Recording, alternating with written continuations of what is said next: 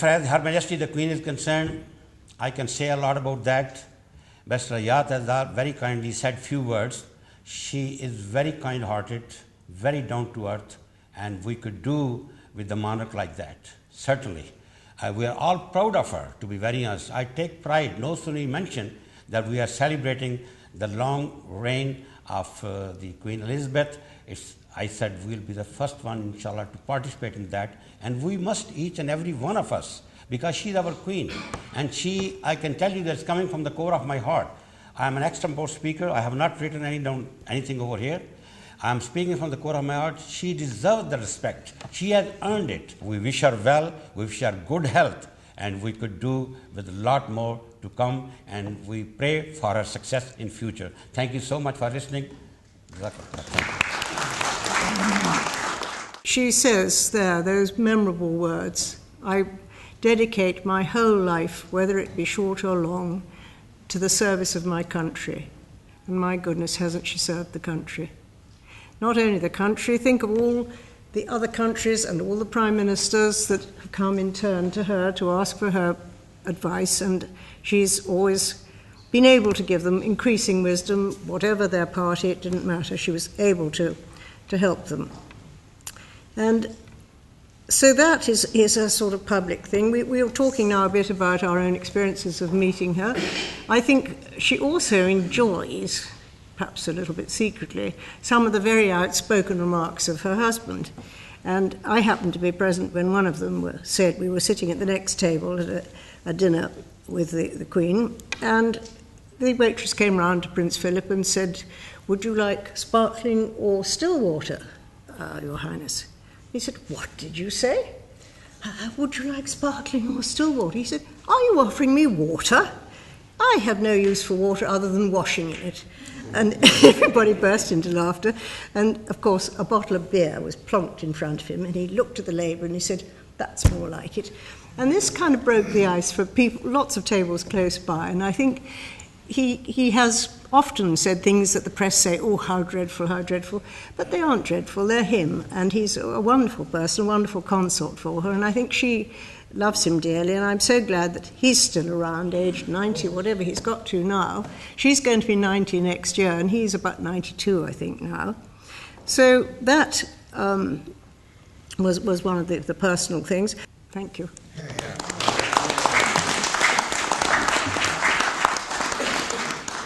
And what occasion that we are celebrating our beloved Queen. As everybody has said and accepted that our Queen historically speaking, is very unique in my little knowledge of history. And mostly she traveled nearly every country. She met every person from every kind of nation. May Allah bless her and long live our Queen and long live our future kingdom of United States.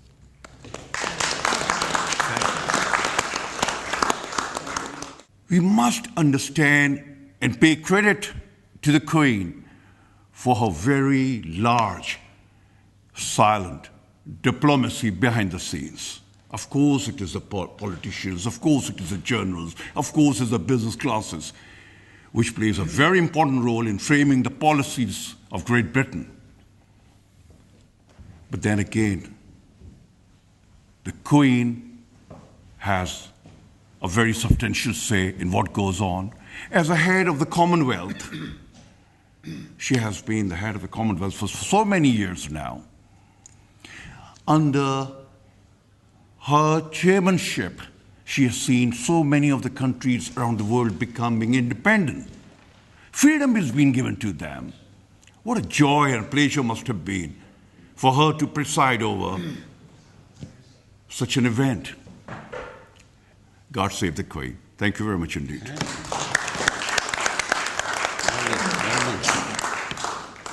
Today, sir, that was our gesture here to say thank you to you three great gentlemen for your dedicated services to our community, which is benefiting immensely.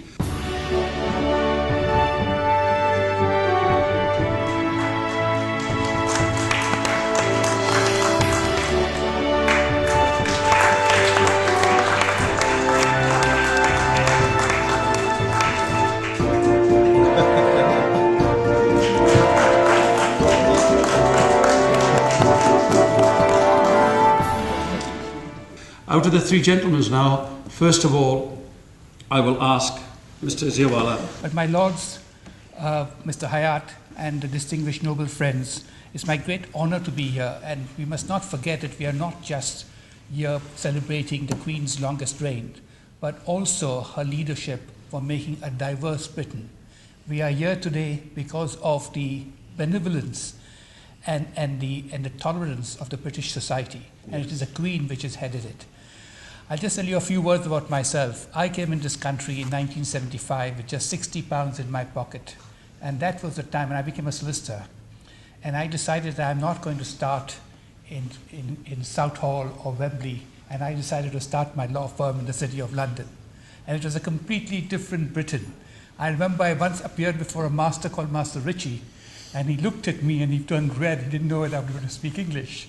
And today, look at that. Look at what has happened. Today there are solicitors and judges also who are Indian. My firm is the first law firm in the city of London, 1 square mile district, started by a solicitor born outside Europe. And believe it or not, but in 1982, we employed Tony Blair. And the only time his name appears in the law report, because he was a practicing barrister with no work, it was instructed by Zaiwala and Company for President of India. And we represented. And before I say anything, I must say that I was going to start with greeting Bismillahir-Rahmanir-Rahim, because although I'm a Parsi from Bombay, this is a universal greeting, so greetings to you all. Today my firm has, if you look at the law reports, there are over 100 law reports where my firm has contributed to development of English law. And we just now, recently, we won in the Supreme Court, sorry to say, an appeal against for bank bailout of Iran against the British government. And it can only happen in England that 9 out of the 12 Supreme Court judges had the courage and the integrity to say that the British government had got it wrong. And the listing of bank bailout of Iran was unlawful and irrational. And I don't think there's any other country's Supreme Court would have said that, that its government got it wrong. So we must pay tribute to Her Majesty for leading such a society which is diverse. The world is becoming global, and what matters is the color of the heart and not the color of the skin or religion, and we must pay tribute. I'll just give you one example of the care of the royal family. I was standing for the BBC a couple of years ago, about 20, 25 years ago, for the BBC 50th or 70th anniversary next to Keith Vaz. And he asked me, do you know Prince Charles? I said, does he know you? So I said, no. And he comes to me, and suddenly he stops at me, just before me, and he says, are you all right? Then I said, oh, okay. He asked me again, are you all right? I was very nervous. Does he know about my firm's overdraft or something like that? And he's inquiring about it. And he said, solicitor, Chancery Lane, small firm, has the recession affected you? Now, I had been as a part of the business delegation with Princess Diana and Prince Charles 3 years ago before, and he had just sort of shook hands and introduced and met us, but we had no sort of interaction. But he remembered it, and he asked me, and I was completely touched. Now, again, you will not find anywhere where a member of the royal family would have the concern about an ordinary citizen. So please convey our best greetings to the Queen, to all of you. Thank you. Thank you. This building is all about continuity, and the monarch and our present Queen Elizabeth II represents continuity. And a little bit of that starts at RUSI, Royal United Service Institute, my building, because in the English Civil War in the 17th century, the Parliament cut off the King's head after the Civil War in 1649 on the 30th of January at 2:10 in the afternoon. And we know it was 2:10 because the clock on the top of Horse Guards records that in a little black mark at 2:10. And it was on the corner of the street, stepping out of one of the windows of the banqueting house, which used to be part of my institute.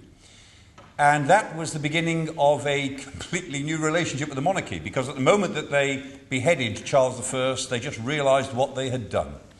And it was a new order and a new beginning. And we saw the real essence of that in 1688, the Glorious Revolution, when Parliament decided that it did not want another Catholic king, and it turned to the Netherlands for a king.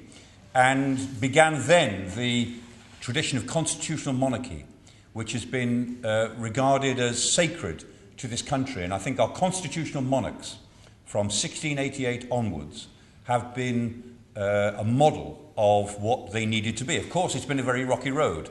The Prince of Wales, in the era of George III, who became George IV, was not a stranger to scandal or to strange behaviour. We're celebrating this year the 200th anniversary of Waterloo, the Battle of Waterloo, and when the news of that battle finally reached London, the battle was fought on the 18th of June, the news didn't get to London until the 22nd of June, which was the following Wednesday. The battle was fought on a Sunday, and the news was brought by Major Harry Percy, who went to the cabinet and was told the Prime Minister wasn't there. He was in Berkeley Square, so he went, Grosvenor Square, so he went to Grosvenor Square, and they told the Prime Minister wasn't there either. He was now in St James's Square, at number 14 St James's Square. Number 16 is it now, is what is now the East India Club, famous club. And those of you who know the East India Club will know there's a beautiful ballroom there, and there was a ball going on, a society ball. And Harry Percy was there with the King and the Prime Minister, the Prince of Wales, Prince Regent as he then was, and the Prime Minister. And the news was brought at midnight, on a hot, sultry midnight in June. And the ball stopped, and Harry Percy, who'd been on the road for 3 days, he'd fought a battle, he hadn't been to bed for a week, he'd broken his foot, he'd rowed halfway across the channel because they were becalmed, etc., etc., etc. He finally walked into the ballroom and he laid the two captured eagles down on the floor and he said, "It is victory, sir, victory." And the Prince of Wales rushed forward and immediately promoted him to colonel. He was a major, he promoted him to colonel, which he had no business in doing, but he did it anyway. And he then burst into tears as he heard the details of the battle. And Mrs. Burme, who was the host of the event, threw water in his face to calm him down. That didn't do any good. So he became hysterical and eventually was calmed down by claret. And he became a very interesting monarch who, when he was crowned, his wife was shouting like a fishwife on the steps of St Paul's Cathedral for the coronation ceremony. We worry about royal scandals in the 20th century. They are nothing compared to the behaviour in the 17th and 18th centuries. But all of that created the basis of what was nevertheless an enduring constitutional monarchy. And Bagehot, a great constitutional historian, in 1868 wrote a wonderful book called The English Constitution, which those of us in politics all had to read as students. And in it he said, the monarch has the right to be informed, to advise, and to warn. Those are the three things the monarch does: to be informed, to advise, and to warn. And our monarchs of the 20th century, and particularly our present monarch, has kept to that absolutely. She is informed on a weekly basis. She can advise, and my goodness, does she advise wisely. And she can warn. And sometimes her warnings are not taken heed of, but I wish that they were, because her warnings also carry enormous weight. Since she has been a monarch since 1953, she has seen so many prime ministers. She has presided personally over the growth of the modern Commonwealth, and this wonderful example of international, cross-cultural, cross-linguistic international community. That is something that she personally is devoted to, and as you know, it matters hugely to her. And because it matters to her, it matters to us. And she is not least a model of dignity, of precision. When she writes, she never adds two words if one will do. She is deliberately constitutionally conservative, and she's conservative in exactly the right sense of the word. She conserves the values that most matter to us. She is the person to whom we turn in a crisis for calmness, for reflection, and we know that she will be being informed, and she will advise, and she will warn at times of national uncertainty. And that bedrock quality that she brings to our Constitution is something which I'm delighted and privileged to help you celebrate here this evening. Thank you.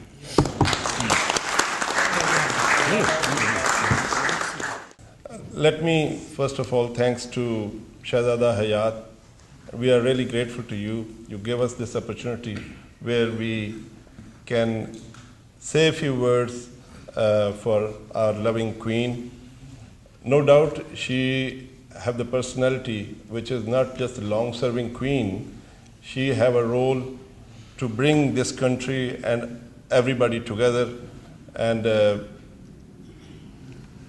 she's a great lady. I have no words for her, to be honest, and all we can say, long live Queen, and God give her more life, and she stay as a Queen. Thank you very much. Her Majesty Queen has enormous powers in Britain, including summoning Parliament, giving her royal assent, to create secondary legislation and orders in Council, and she can offer pardon, and she's the Commander-in-Chief for all armed forces, and the Queen has not once abused her power.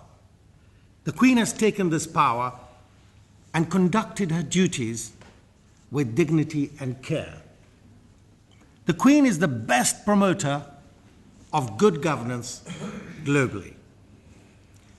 I'm sure you will all agree here today that the Queen is a role model for all of us, a solid piece of wood, just like the Royal Britannia, someone who gives United Kingdom and the Commonwealth stability, commitment, unity, heritage, inspiration, tourism, raising millions for charity, duty of care, carrying out many different roles, and Her Majesty continues to keep the commitment she made on her 21st birthday in 1947, when she vowed to dedicate her whole life to the service of the British people and the Commonwealth. The British monarchy has been an important throughout our history, and despite changes over the centuries, the part monarchy played today is just as important as the past. God save the Queen, long live the Queen. Thank you.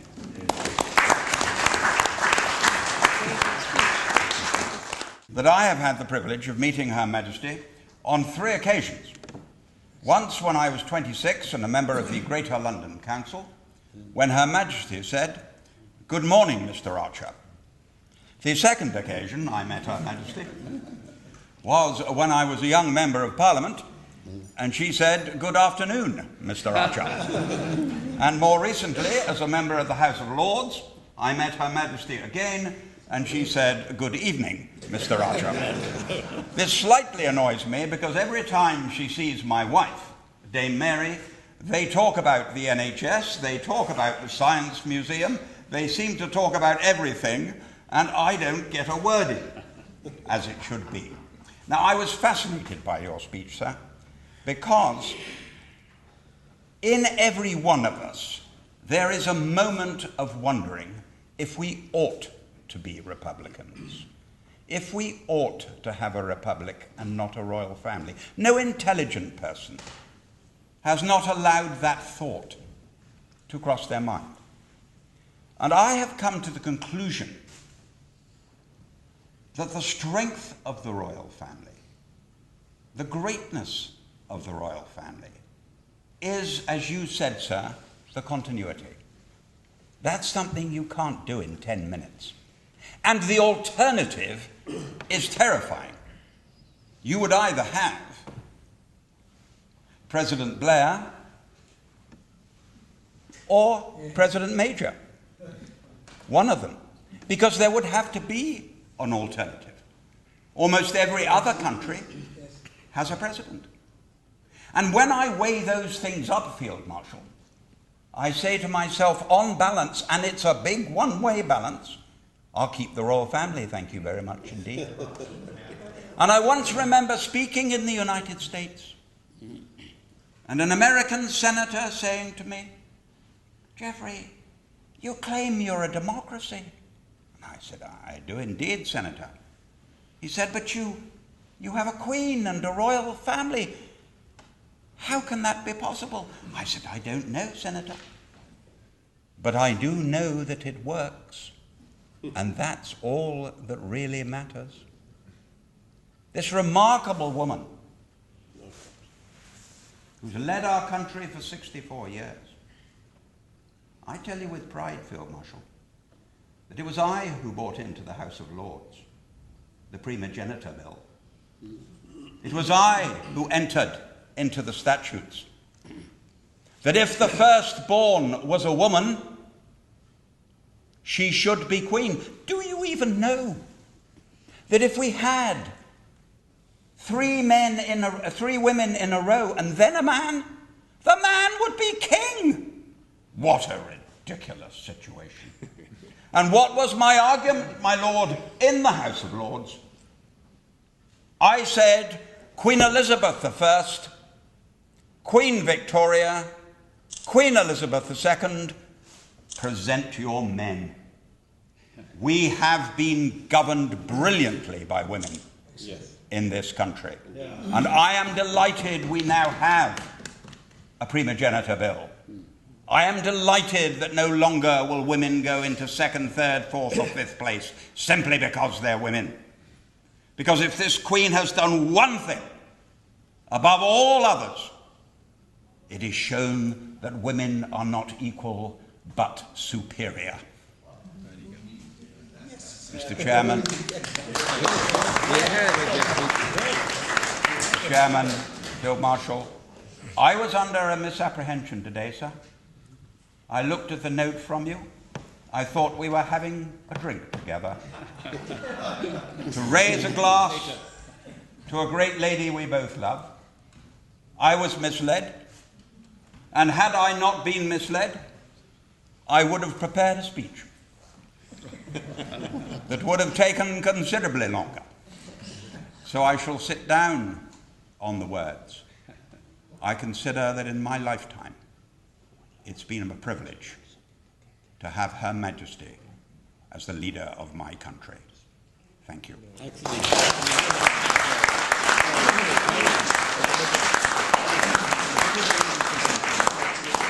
The Queen, when you look upon it, here is a lady.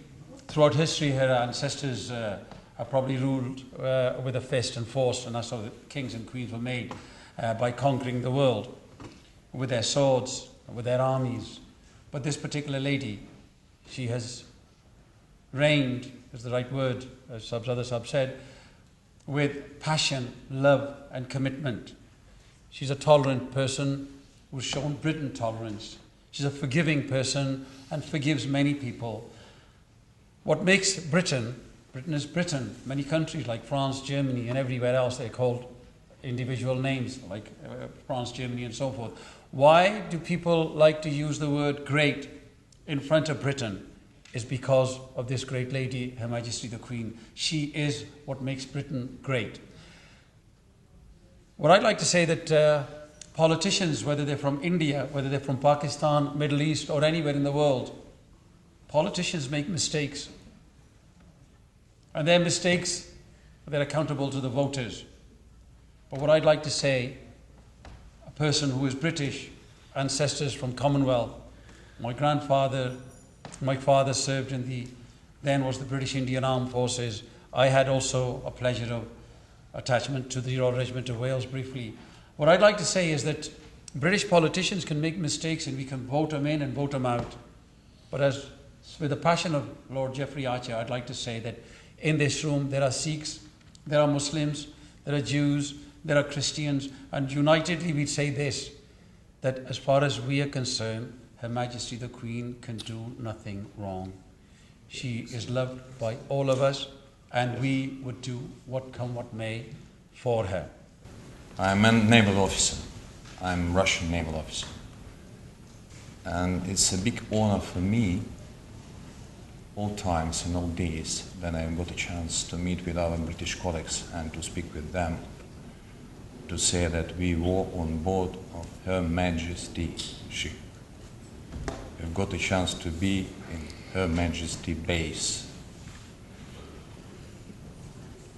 What I mean that you've got be sure not only symbol, but we've got Her Majesty as a guarantee, as a very good example how to solve for your country and how to defend your country.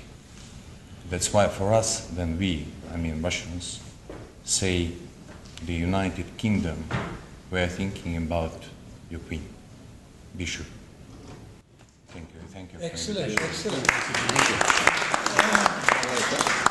We are great for our knights here tonight, the 3 knights sitting here.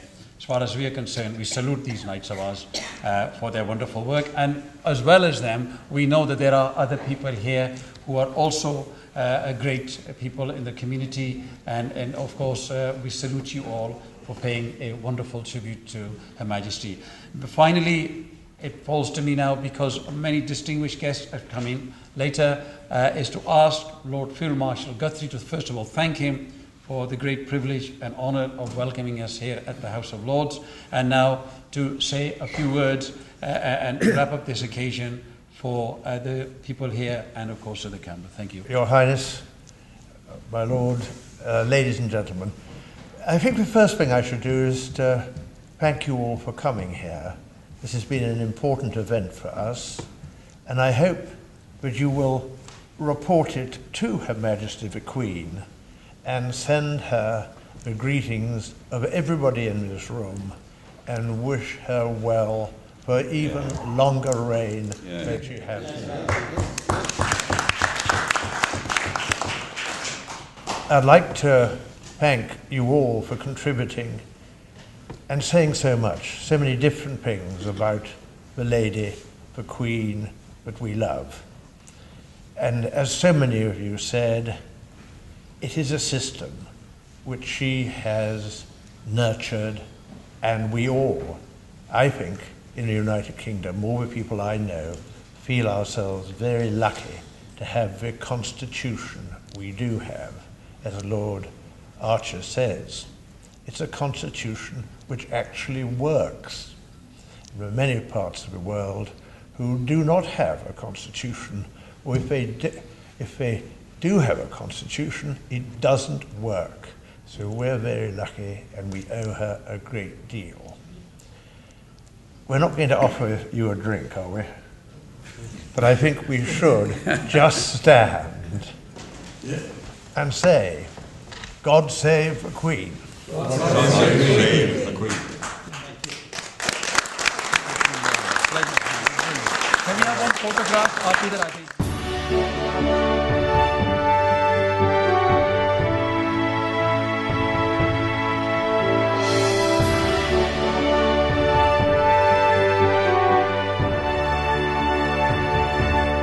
And what a pleasure that we are sitting under the one roof of House of Lords and House of Parliament.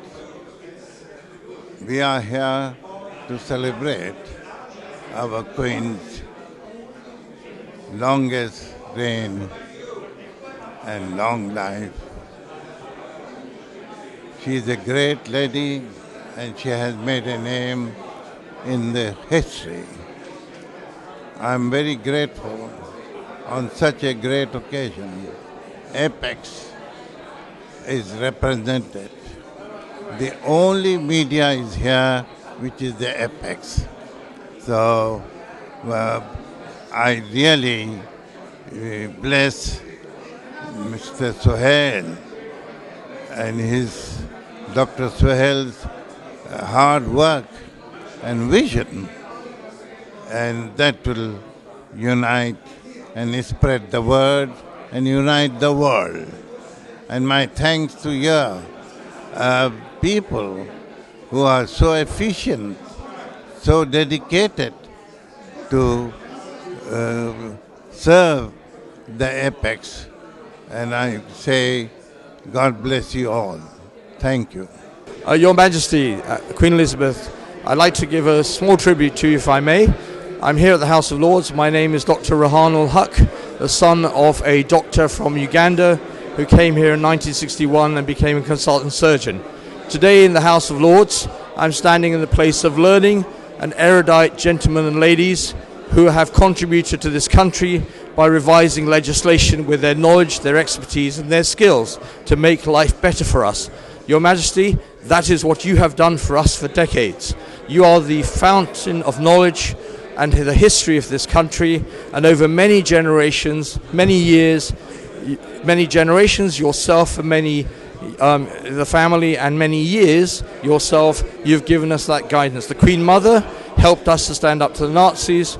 Yourself, the Majesty, have taken us through many trials and tribulations, and your son, Prince Charles, has started the Prince's Trust, which will help young people in the future. This continuity of expertise, knowledge, guidance is fundamentally important in giving us, former Commonwealth citizens, hope and aspiration that we can better ourselves and our nation, Britain, under your guidance. Your Majesty, I salute you and thank you for your reign and your guidance.